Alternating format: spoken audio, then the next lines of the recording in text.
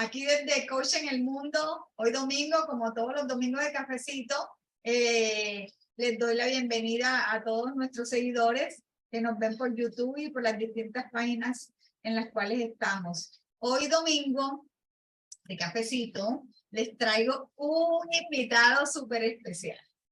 Bueno, él es el doctor Óscar Araujo, pediatra. Él nos trae un tema muy interesante que es cómo manejar la salud mental de nuestros niños o de la niñez. Bueno, además el doctor Óscar Araujo, tengo el gusto de presentarle, es mi esposo y hoy queremos hacer este momento ameno para llevarle una enseñanza más a nuestros seguidores. Bienvenido, doctor Óscar. Gracias, Iliana, por esta invitación a este espacio donde podemos compartir temas de familia. Y hoy quiero compartir un tema muy interesante como es la salud mental de nuestros niños. Bueno, entonces, ¿en qué consiste la salud mental en la niñez? Cuéntanos. Bueno, el tema de la salud mental es muy amplio y criar un niño en la actualidad puede ser un reto. Incluso en las mejores circunstancias podemos notar que el niño de un momento a otro tiene actitudes o comportamientos de irritabilidad, incluso agresividad, dificultad para quedarse quieto, para poner atención. Y esto puede ser normal en algunas etapas de su desarrollo, de su vida, pero también pueden indicarnos de que hay algún trastorno grave de base. Y de esto se trata, precisamente poder identificar cuáles son esos puntos en los que hay que estar atentos. ¿Cuándo debemos buscar ayuda o cuándo ese comportamiento del niño es normal o ya se convierte en patológico? Bueno, es muy común o se ha observado de que los trastornos mentales de los adultos muy comúnmente se inician en la etapa de la niñez, en la infancia. Entre esos trastornos, los más comunes son los trastornos de atención, los trastornos de conducta, los trastornos de depresión, ansiedad, que pueden interferir en la relación del niño en su medio, con su familia, en su escuela, con el medio que lo rodea. Entonces, cuando nosotros vemos que el niño toma unas conductas o comportamientos en los cuales son peligrosos para él o para los que lo rodean, enseguida hay que buscar ayuda. Okay. Ahora, hay unos síntomas o signos que nos pueden indicar o sugerir de que ese niño se va a favorecer de una valoración médica o necesita una valoración especializada en ese momento. En los niños pequeños, los síntomas como por ejemplo que tengan rabietas muy frecuentes o que viven irritables todo el día, síntomas como de que se están moviendo continuamente de un lado para otro, que refieren dolores de cabeza sin ninguna justificación aparente, cuando no están durmiendo bien lo suficiente en la noche o permanecen en la mayor parte del día despiertos, cuando no están interesados en jugar con otros niños o en hacer amigos, cuando tienen bajo rendimiento académico o cuando se toman acciones o conductas repetitivas. Eso nos puede o nos debe llamar la atención en los niños pequeños. Ya en los niños más grandes o en los adolescentes, los síntomas pueden variar un poco, pueden cambiar. Por ejemplo, cuando un adolescente pierde el interés en algo que antes solía disfrutar, cuando tienen muy poca energía o duermen la mayor parte del día, en la noche no duermen, o sea, hay trastornos del sueño. Cuando el joven hace una dieta muy exhaustiva o demasiado ejercicio, tampoco es sano, nos debe llamar la atención eso. Cuando toman conductas arriesgadas para su salud, ¿ya? Cuando fuman, cuando beben o consumen drogas ilícitas. También cuando expresan ideas suicidas, obviamente hay que poner mucha atención a esto. Y cuando tienen periodos de mucha energía o de mucha inactividad. También es importante en algunos casos cuando los niños o los adolescentes refieren que escuchan voces en su interior. Eso también son síntomas de que algo no está bien. Doctor, yo voy a hacer un paréntesis ahí porque yo pienso que hoy día los niños tienen mucho acceso también al internet y a muchos juegos que los llevan también a incurrir en estas acciones. Por ejemplo, si un niño en la noche en vez de dormir está pegado en el juego y son las 3, 4 de la mañana y el niño está jugando esos juegos bélicos de matar y todas esas cosas, yo también pienso que un niño que está en crecimiento y en constante viendo estas situaciones también incurre en esa formación de ese niño. ¿Usted qué opina de eso? Totalmente de acuerdo.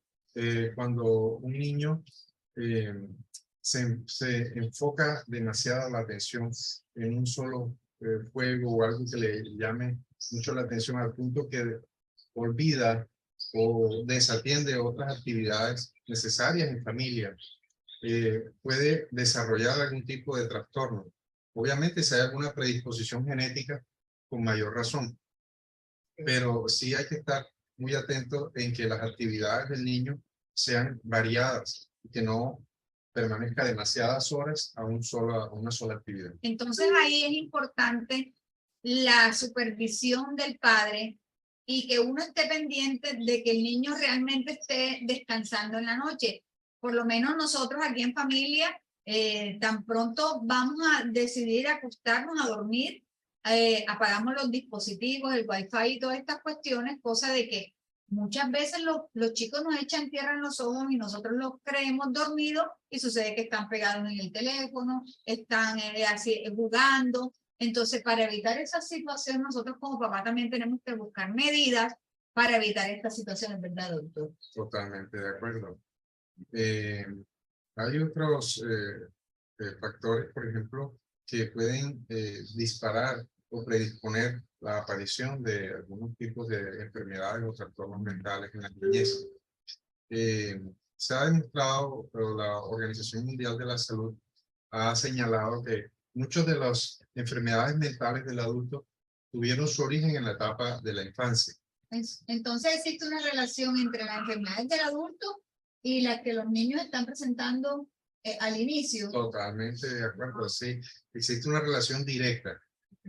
Muchas veces sucede que el niño presenta algún trastorno de conducta o autismo o algún otro tipo de déficit de atención, hiperactividad que no se detectó o no se trató a tiempo, y estos llegan a ser los adultos con trastornos en la socialización, que no pueden mantener una familia estable, que no pueden tener un trabajo estable porque tienen problemas en la socialización. Hay algunos trastornos más comunes en la infancia y otros más comunes en la adolescencia. En los niños son más comunes los trastornos asociados a la hiperactividad, los trastornos como el autismo, los trastornos del desarrollo, las fobias. Y hay otros grupos de trastornos más comunes en los adolescentes, como son el abuso de sustancias, la depresión, la anorexia, la bulimia. Estos son ejemplos de los trastornos que se presentan en cada edad.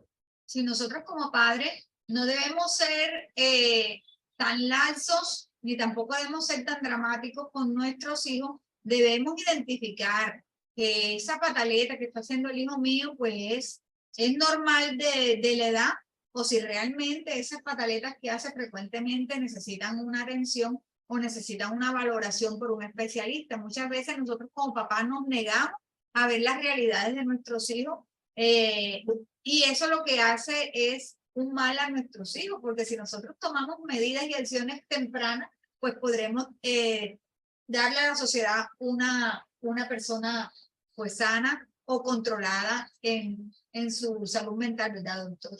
Sí, Liliana, hay algunos factores que se nos escapan de las manos realmente, que pueden disparar la enfermedad mental, sobre todo en niños con predisposición genética. como por ejemplo la pobreza, el abuso sexual, la falta de apego en los niños, la depresión materna, el mal rendimiento escolar, las familias disfuncionales. Todos estos factores en un niño que tenga predisposición puede disparar la aparición de la enfermedad mental. También, pues, la Organización Mundial de la Salud ha tratado de dirigir algunas políticas dirigidas hacia el estudio de la salud mental, pero realmente hay muy pocas estadísticas o epidemiología sobre esto, por lo cual es difícil hacer directrices en este sentido, porque mientras no haya suficientes datos, ni siquiera incluso en los países desarrollados, es difícil hacer una política de salud mental dirigida a este tipo de enfermedades. Usted tocó un tema allí que la pobreza es un factor que puede llevar a trastornos mentales. Yo diría en ese punto que sería por la mala nutrición, doctor. Sí, ese es un factor. La mala nutrición obviamente influye, pero más que todo las condiciones de hacinamiento, las condiciones del maltrato, del abuso que se pueden dar en esa convivencia pues, a la cual él está sometido por la misma pobreza. ¿Ya? Entonces son factores externos, socioeconómicos, que influyen mucho en la aparición de estas trastornos. Ok, doctor. ¿Y cuáles son esos trastornos mentales más comunes en la infancia y cuál es su... Bueno, los trastornos más comunes en la infancia están los trastornos de déficit de atención e hiperactividad, los trastornos del comportamiento como la ansiedad, la depresión, los trastornos, sí, los trastornos conductuales. Hay otro tipo de trastornos como el autismo, ¿ya? Y los trastornos debidos al consumo de drogas ilícitas o intoxicaciones, ¿ya? Y esto puede llevar a que el joven cause autolesiones. Estos son algunos ejemplos de uno de las tantas enfermedades mentales que se pueden presentar. ¿Y qué opciones de tratamiento tenemos Bueno, a la mano? las opciones de tratamiento tenemos primero la psicoterapia. Ella va dirigida a ese paciente y a la enfermedad que se esté tratando por parte del psiquiatra o del psicólogo infantil. Aparte de la psicoterapia, tenemos la medicación. La medicación va a ser dirigida por un especialista y puede ir generalmente acompañada de la psicoterapia, ¿ya? Aparte de esto, tenemos lo que es la consejería familiar y el apoyo a los padres. ¿Por qué esto es importante? Porque el especialista debe indicarle, orientar a los papás sobre cómo se debe manejar esta situación en el hogar, en la escuela y con los amigos o familiares que rodeen al niño. Doctor, pero hay veces que los niños, normalmente los niños que no están predispuestos a estas enfermedades, sino que son niños normales y hacen mucha pataleta y se portan mal y tienen déficit de atención, como normalmente lo diagnostican como muy rápido. ¿Cómo nosotros como papá podemos en casa hacer algo para el manejo de las emociones de estos niños para que no llegue a ser un trastorno? Porque muchas veces son niños normales, pero que por la mala crianza o porque los niños manipulan a uno como padres, ¿cómo nosotros podemos hacer para manejar esta situación? Bueno, lo que podemos hacer para fomentar la salud mental en nuestros niños es generar espacios de diálogo. Eso es muy importante. Conocer nosotros las amistades de nuestros hijos, ¿ya? Saber el medio en el que él se desempeña, se desenvuelve. Todo esto nos ayuda a que fomentemos estilos de vida saludables en nuestro hijo.